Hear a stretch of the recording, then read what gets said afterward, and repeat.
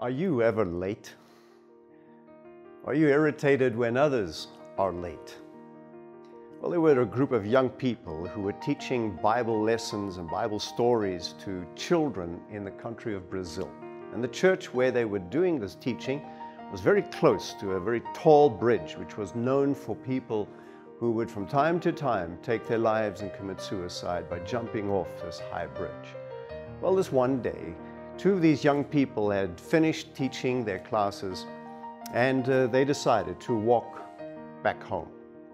And they walked towards the bridge, which was close to that church.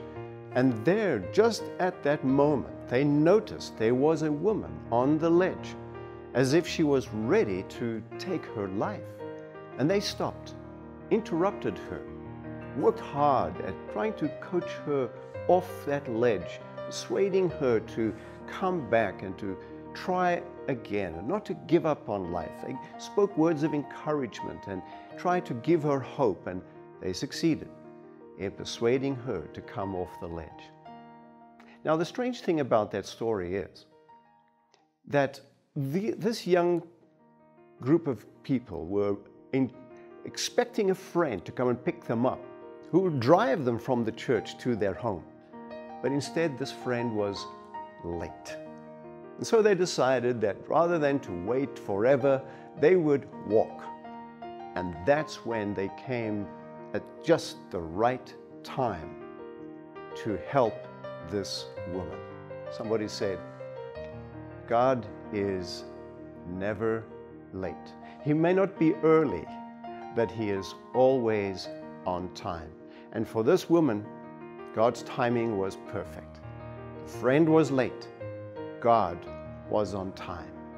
One of the great lessons in our lives is to allow God to have things happen on His time. And He teaches us to wait.